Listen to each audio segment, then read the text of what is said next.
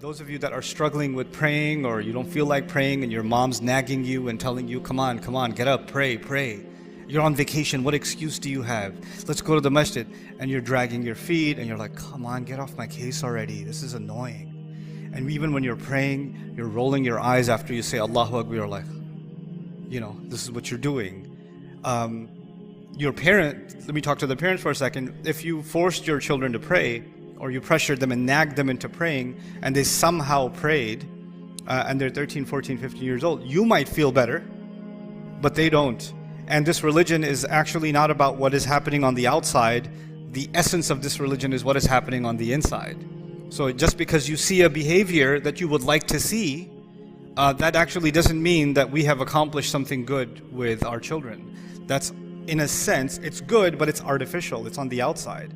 It's like a tree, like a beautiful tree, but it's hollow on the inside. Allah describes the core of this religion as asluha thabit wa far'uha fis sama. Right? Its essence is like a tree, like the roots are deep and firm, and then its branches go into the sky. When any human being is lazy about praying, and I'm not talking about 3 or 4 year olds, and I'm not talking about 6 year olds. I'm talking about children that are now cognitive. They can ask intelligent questions. They're smart. The dad and the son or the daughter can play the same level video game. They can watch the same TV show. So they're at an ability where they can comprehend things at a higher level. They have some of the same interests that you have. If you're watching a game on TV, they're watching it with you, right? So they're not, at some things, they're at the same intellectual capacity as you. Of course, they're children. Their brains haven't fully developed yet, but they're still lesser. But at some level, they have become intelligent beings. And they're now, demonstrating their ability to make their own choices and to think for themselves and to ask intelligent questions. So, for those of you young men and women that are sitting in the audience, and I'm not going to call you children, I'll call you young men and women, let me just pretend that your dad is talking to you, or your mom is talking to you in this khutbah. I'm going to pretend I'm talking to my own kid while I'm giving this khutbah. And I'm not on a mimbar, I'm sitting at home just having a chat with my child. And how do I tell them to pray?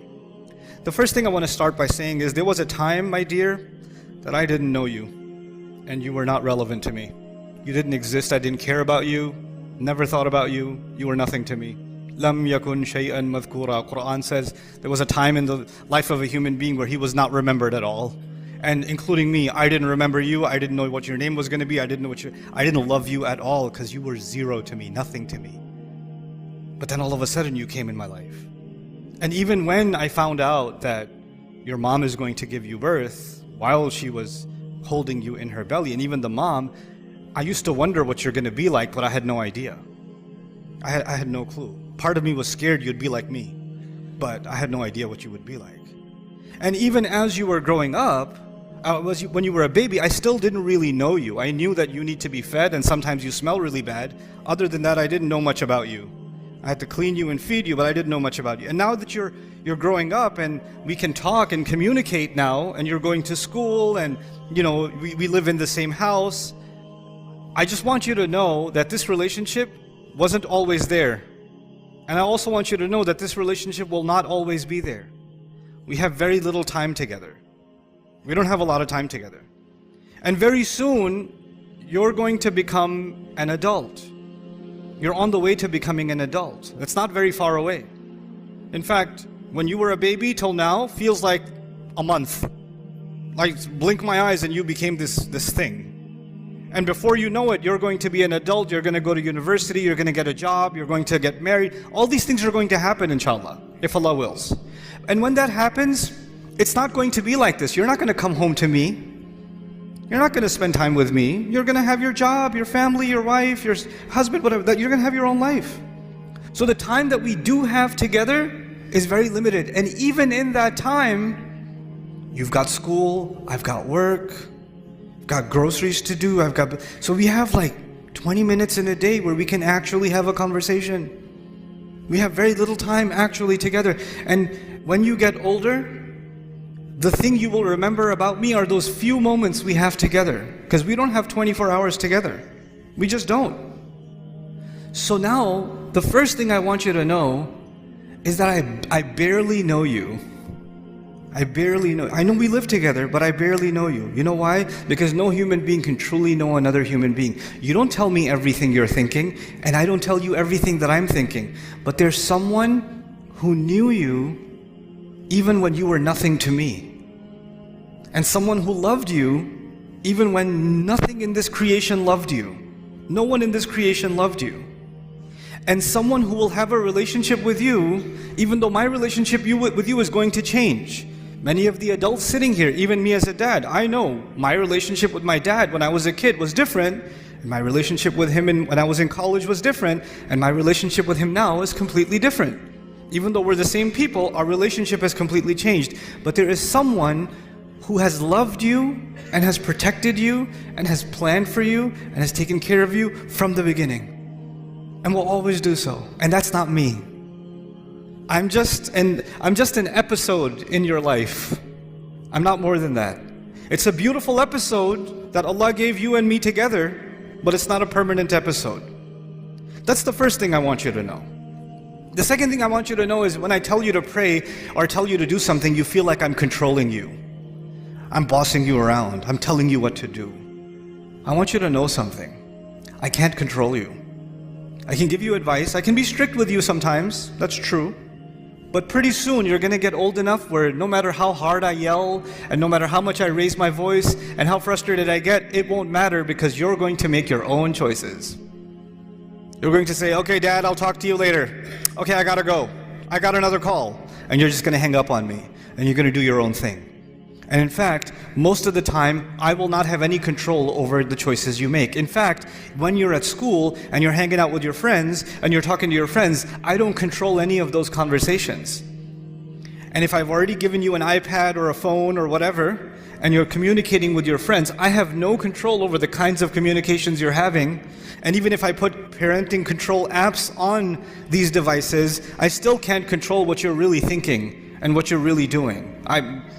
I can have some control, but I have very limited control. But there's someone who controlled every cell in your body, who controlled the microscopic fluid that you were, that made it inside the womb of your mother, that controlled the genetic sequence with which you would be created, the color of your skin, the way your hair looks, your eyes, the way your mind works, how tall and short you were going to. He controlled everything. He actually has control, I don't. I'm reminded of something the Prophet ﷺ told his daughter Fatima radiallahu anha. He said, Ya Fatima bint Muhammad, ittaqillah fa inni la amliku laki min Allahi shay'a. Fatima, daughter of Muhammad, be mindful of Allah. I will have no authority with Allah in your case. Which brings me to my next point. Because I don't have control, the truth is, as protective as I am of you and I want you to do good, I don't control that and I'm not responsible for it either. Allah made every human being responsible for themselves. No, you see that if you get a driver's license one day and you cut a traffic light and the cop pulls you over, you're not going to say, can you talk to my dad? That's not good. You're going to have to deal with that yourself. When your university professor is going to fail you in the class, you're going to say, hold on, let me call my mom. Nope, you're responsible yourself. In the court of law, you're responsible yourself. At the university, you're responsible for yourself. At your job, you're responsible for yourself. For your health, what you put in your body, you're responsible for yourself. For putting yourself in danger and hurting yourself, you're responsible for yourself. The older you're getting, the more freedom you have, the more responsible for yourself you are. You cannot be controlled by anyone and no one else is responsible for you. لا تزر وازرة وزر أخرى. Nobody will carry anybody else's burden. I am actually not responsible for you because Allah will, and on Judgment Day, absolutely, every one of us will come in front of Allah alone. Right now we're together, we live together, we're a family, we hug each other, I love you to death, I think about you all the time, but there's a day coming where we're going to be just as alone as we ever were in our existence. In fact, even if you come running to me at Judgment Day, it could happen that I'm going to run away from you. I don't know you, get away from me. I got my own issues right now. Because my relationship with you was these few microseconds compared to my relationship with Allah, which is a much bigger relationship. It's a lot older and it's going to last a lot longer.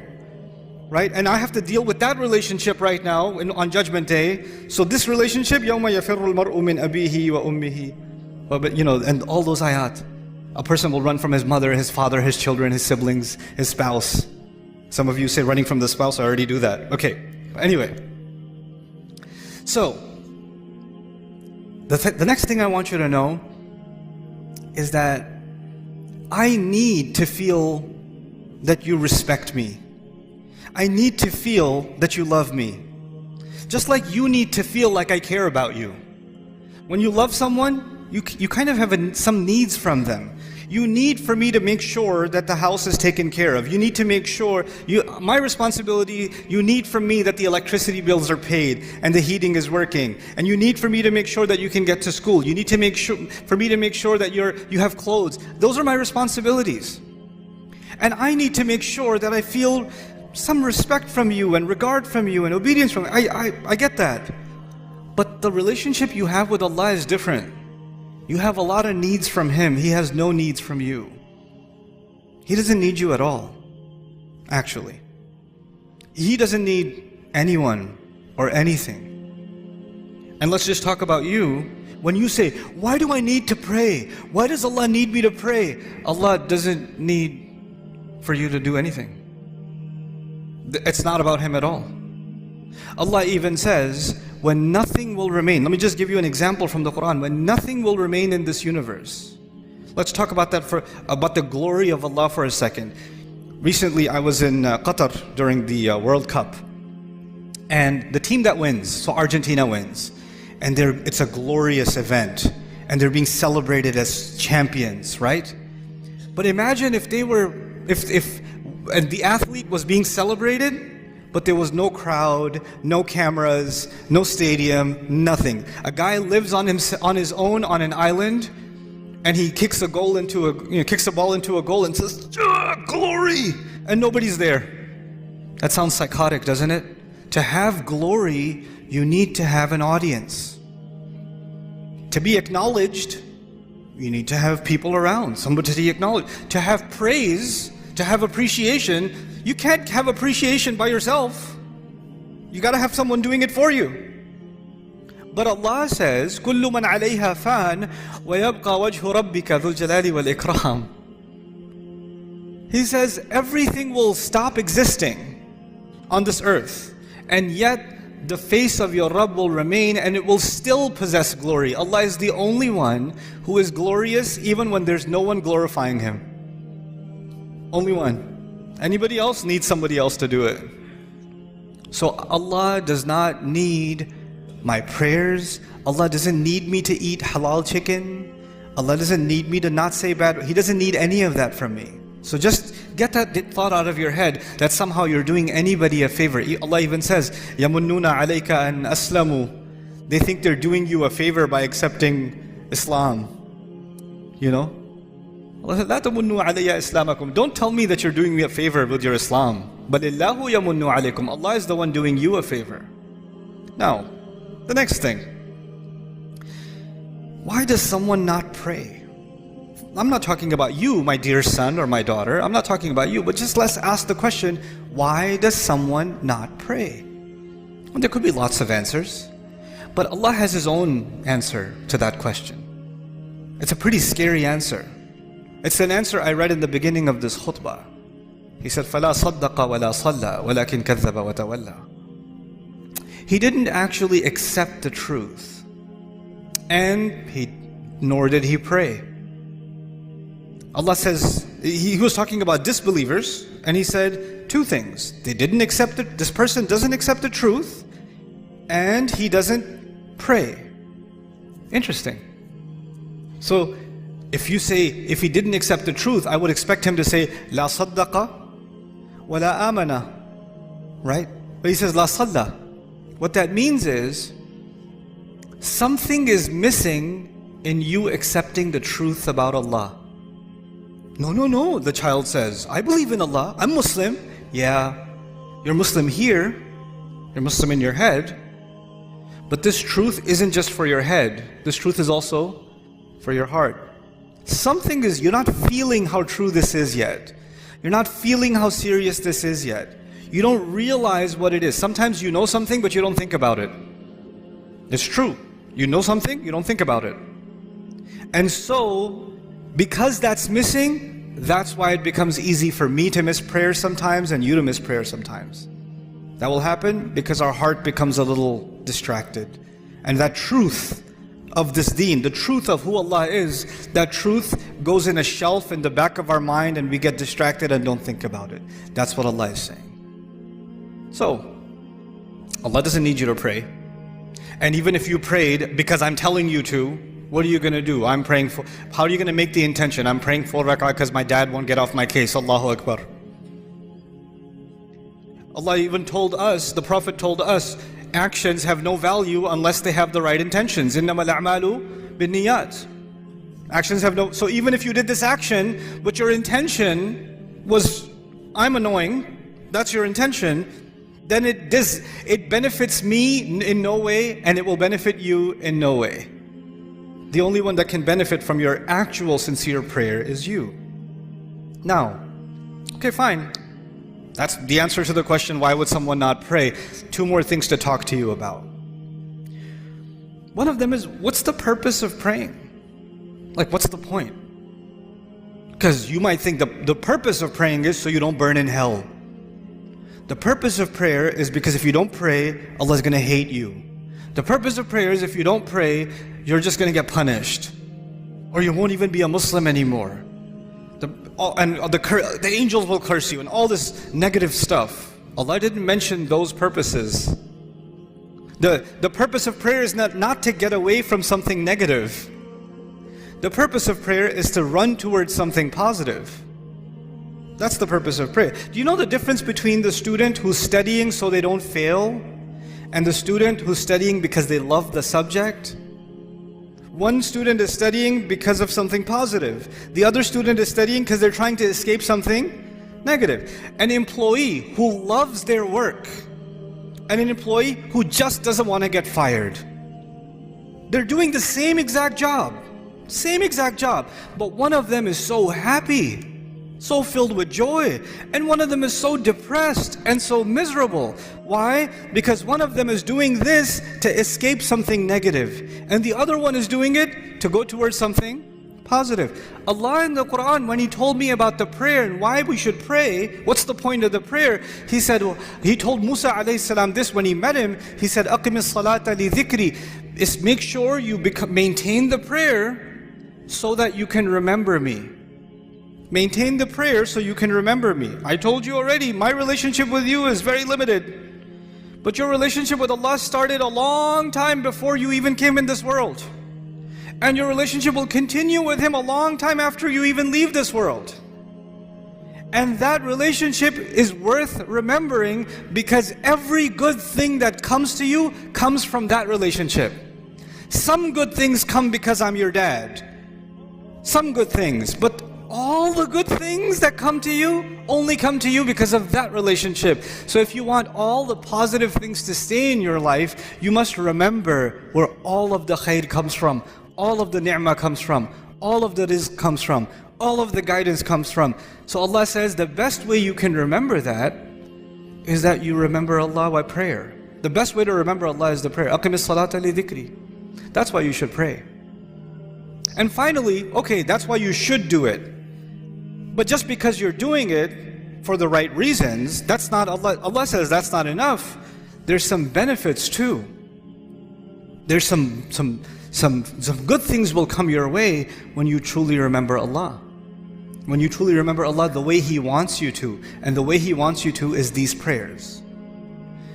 If you can do this, Allah says, إِنَّ الصَّلَاةَ تَنْهَى عَنِ الْفَحْشَاءِ وَالْمُنْكَرِ. And even in this ayah, وَلَذِكْرُ اللَّهِ أَكْبَرُ. He says prayer has the benefit of stopping you from falling into things that are indecent. Because indecency is all around you, and I, son, cannot stop you from being exposed to it. Indecency is on your device. Indecency is at your school. Indecency is among your friends. Indecency is at an Eid party when you're going to a corner talking to your friends.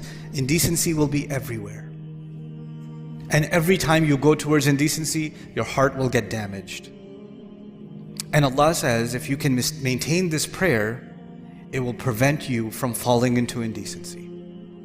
And once you fall into indecency, then you become, like if you're breathing in pollution, at first you will cough, right? But if you stay long enough, you just get used to it. Well, indecency is like that. When you're taking it long enough, it's not that big of a deal anymore. You don't feel like protecting yourself from it anymore because your immune system has gotten corrupt, right? And then you're ready for even more toxic behavior, even worse things, wal munkar, even worse things that you can do. And this prayer will stop you from going down a negative path in your life. That's why you should pray. Now, these are the reasons you should pray, not because I'm telling you to pray. At the end of this whole journey, the decision is entirely yours. Because Allah might take me tomorrow. Allah might take me a year from now. And that relationship you and I have, even if we lived 100 years, we can't live longer than that. There's a time where this is going to end. But that relationship, if you really want to respect and honor that relationship, pray. That would be my advice to you.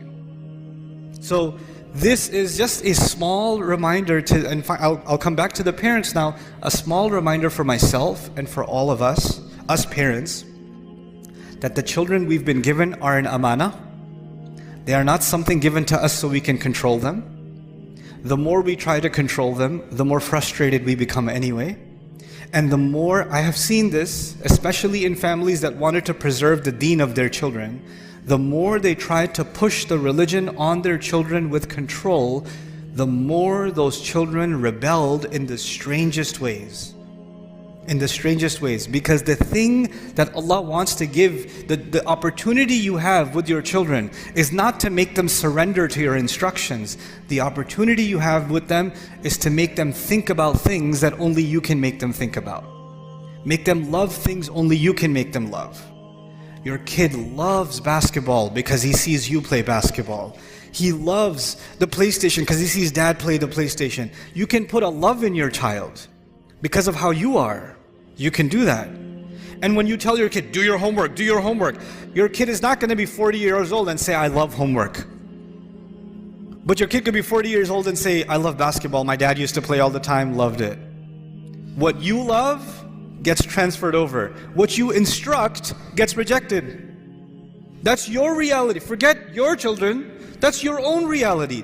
Some of the things you love about your dad are the things that were passed down by love. And some of the things you hate about your dad are the things that he tried to shove down your throat. That's the reality of everyone sitting here. Even if you don't say it out loud, because we love our parents and we respect them, but there are some things that we didn't take from them. And there are some things we did, and the only things we did were the ones that were passed down by love. And that's actually the ishara given to us parents in the ayah of Surah Al-Isra. رَبِّ ارْحَمْهُمَا كَمَا رَبَّيَانِي صَغِيرًا. Rabbayani means when tarbiyah is used for growing a plant. You have to take care of the plant. You have to be delicate with it. You have to nurture it. You have to provide it soft soil. You have to remove the weeds from it. You can't yell at the plant. You can't say, get up already, grow already. You have to let it take its time. You have to see sometimes insects come and bite some of the leaves, and you have to remove the insects. And you cannot just, you have to sometimes be a little bit harsh with it, but just enough that the insect is removed, and then you have to water it again. This is us and our kids. And this is why we make that dua for our parents. May Allah Azza wa Jal give our children the guidance that only He can give. Allah put istiqamah in their hearts, that they make right choices in their lives. May Allah Azza wa Jal make them like the dua of Ibrahim alayhi salam that he made for all of us, all of his lineage and all of the ummah, when he said, Rabbi ja'alni muqima as-salati wa min dhurriyyati. My Rabb, make me someone who established the prayer and from among my children also. And may Allah give the parents here, myself and all of you, make us examples of loving Allah and loving the prayer, so that our children fall in love with the prayer just because of the way we love the prayer. Barakallahu li wa lakum fil Qur'an al-Hakim wa nafa'ani wa iyyakum bil ayati wa dhikr al-Hakim.